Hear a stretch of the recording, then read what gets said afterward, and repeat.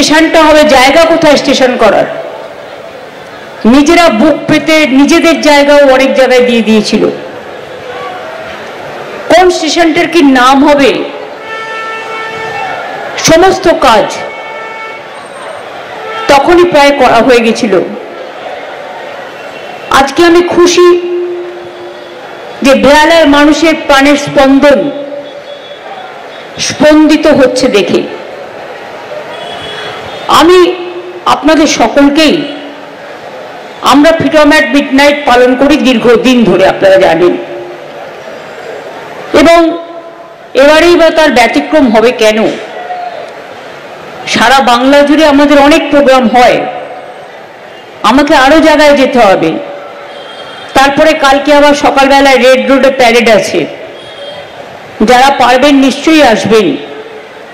Card পেতে হবে তার কোনো মানে নেই, অনেক জায়গা থাকে, গিয়ে যে কেউ আসন গ্রহণ করতে পারে বা দাঁড়িয়েও দেখতে পারে। আগে 15ই আগস্ট কোনো প্যারেড হতো না বাংলায়, জাস্ট একটা পতাকা তোলা হতো। কিন্তু আমরা আসার পর প্রথম বছরটা আমরা পতাকা তুলেছিলাম, কিন্তু তারপরের বছর থেকে আমরাই একমাত্র রাজ্য যারা রেড রোডে 15ই আগস্ট আমরা প্যারেড করি 26শে জানুয়ারির মতো। এবং সেই প্যারেডে আমার প্রশাসন থেকে শুরু করে, একেবারে শিক্ষায়তন থেকে শুরু করে, সঙ্গীত শিল্পী থেকে শুরু করে, খেলোয়াড়রা থেকে শুরু করে, সংবাদ মাধ্যম থেকে শুরু করে সকলে অংশগ্রহণ করে। আজকে স্বাধীনতার প্রাক দিবসে আমি সবাইকে অনেক অনেক অভিনন্দন জানাই, শ্রদ্ধার্ঘ নিবেদন করি তাদের, প্রণাম এবং সালাম জানাই তাদের, জয় জোহার জানাই তাদের, যারা জীবন দিয়ে এই দেশটাকে স্বাধীন করেছিলেন। একটা পার্ট স্বাধীনতার আগে পর্যন্ত, আর একটা পার্ট স্বাধীনতার পরে, এবং তারপরেও স্বাধীনতার পরেও যারা দেশটাকে রক্ষা করছেন, আমাদের পাহারাদার, আমাদের রক্ষী বাহিনী বলতে পারেন, প্রশাসন বলতে পারেন, সারা দেশের মানুষ বলতে পারেন, সবাই, তাদের সকলকেই আমি অনেক অনেক সলিডারিটি এবং স্যালিউট জানাচ্ছি।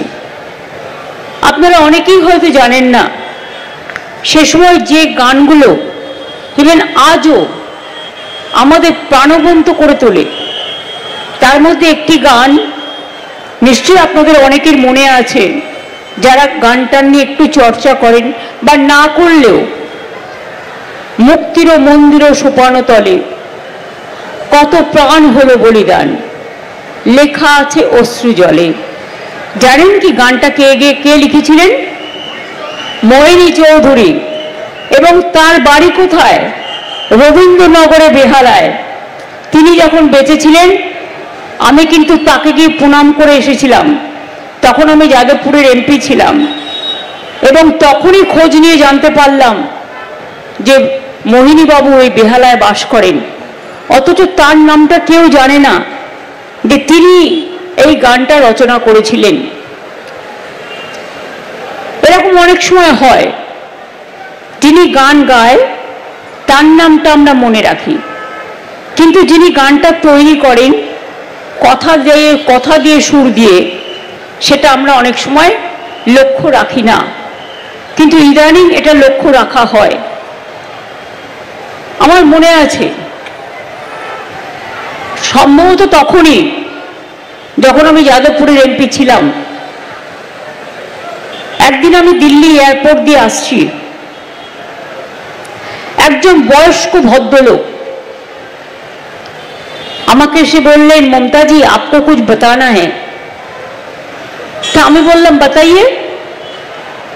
উনি তখন আমাকে বললেন, आपको पता है ए मेरे वतन को लोगों, जो गाना लता जी ने गाया उसको वाट किसने दिया था?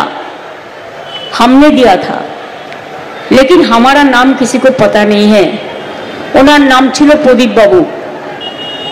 তখন থেকে আমি জানলাম এই গানটার লেখা উনি দিয়েছেন। আমি যেখানে কথাটা পৌঁছেও দিয়েছিলাম, যে আমার সাথে দেখা হয়েছিল, উনি এটা বলেছিলেন। সুতরাং আপনারা ওনার নামটা কেন দেন না, যেহেতু লিখেছিলেন গানটা উনি। সুতরাং এ ধরনের অজস্র ঘটনা তো আছে, থাকবেই। বাংলা নিয়ে আমরা গর্ব করি কেন? তার অনেক কারণ আছে। ভারতবর্ষের স্বাধীনতা আন্দোলনে যদি কোনো রাজ্য সবথেকে বেশি অংশগ্রহণ করে থাকে, জীবন দিয়ে থাকে, ফাঁসির মঞ্চে জীবন বলিদান দিয়ে থাকে, তাহলে মনে রাখবেন সেই জায়গাটির নাম হচ্ছে বাংলা। এবং আমাদের এই বাংলার মাটি, এ মাটি সোনার চেয়েও খাঁটি। মাটি মানে মৃত্তিকা, মাটি মানে মা, মাটি মানে জন্মভূমি, মাটি মানে কর্মভূমি, মাটি মানে ধর্ম, মাটি মানে কর্ম, মাটি মানে ভালোবাসা, মাটি মানে মানবিকতা, মাটি মানে মনুষ্যত্ব। এই মাটিটার সর্বত্র প্রতিভার অনেক খোঁজ পাবেন। স্বাধীনতা আন্দোলন থেকে শুরু করে যত সংস্কার দেশে আজকে হয়েছে, আজকে মেয়েরা যে এগিয়ে এসে, আজকে মহিলারা এতটা এগিয়ে এসছে, অনুপ্রেরণা পাচ্ছে, আজকে কন্যাশ্রী দিবসও। আমার গর্ব হচ্ছে বলতে, আমি একটা কোয়ারি করেছিলাম যে আমরা কন্যাশ্রী প্রকল্প চালু করার পর ড্রপ আউট রেট কত কমেছে। আমি গর্বের সাথে আপনাদের বলি, কন্যাশ্রী চালু হয়েছিল 2013-তে, আজকে 12 বছর হলো। 14ই আগস্ট কন্যাশ্রী দিবস। আপনারা শুনলে খুশি হবেন। আমরা শুধু কথা বলি তা নয়, আমরা কাজটা করে দেখাই। আমি এখনো মনে করি মানুষের বিশ্বাসযোগ্যতার সবচেয়ে বড় ভূমিকা হচ্ছে কথা দিয়ে কথা রাখা। আর যারা কথা দিয়ে কথা না রাখে, তাদের কোনো বিশ্বাসযোগ্যতা আছে বলে আমি মনে করি না। আজকে বেঙ্গলে ড্রপ আউট রেট প্রাথমিক শিক্ষায় 0 হয়ে গেছে। তার মানে বুঝতে পারছেন, 100%-এ 100% ছেলে মেয়েরাই আজকে স্কুলে যায়। সেকেন্ডারিতে প্রায় 2% ড্রপ আউট রেট হয়েছে, আগে অনেক ছিল। হায়ার সেকেন্ডারিতেও মাত্র 3%, কারণ হায়ার সেকেন্ডারিতে না, মানে হায়ার এডুকেশনে, ইউনিভার্সিটি লেভেল। ধরুন অনেক ছেলেমেয়েরা চাকরি করতে চলে যায়, অনেকে বিভিন্ন কাজে যায়, অনেকে বাইরে চলে যায়। সব দেখেও যদি দেখেন, তাহলে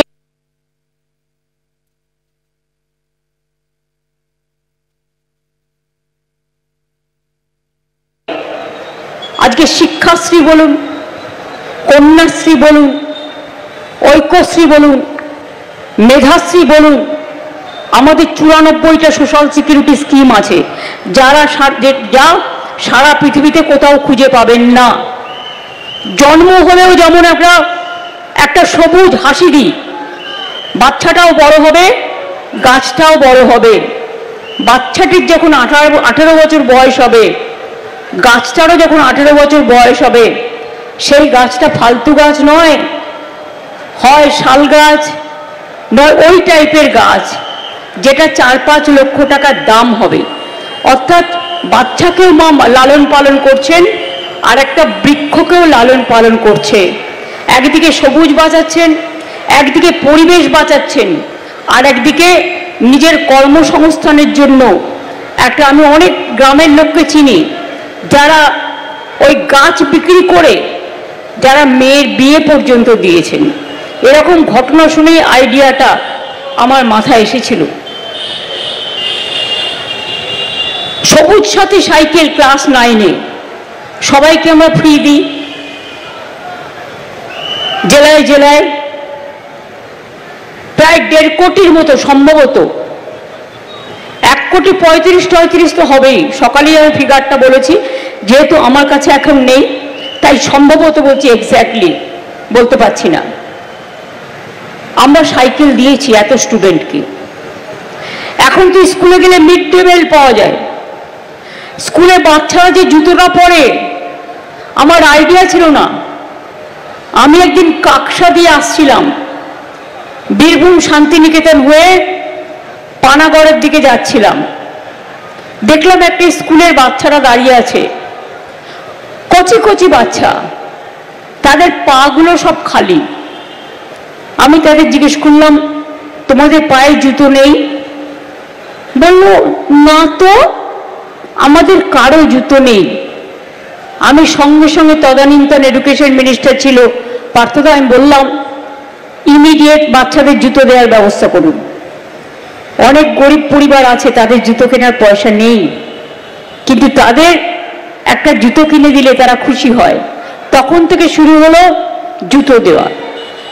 এবার স্কুল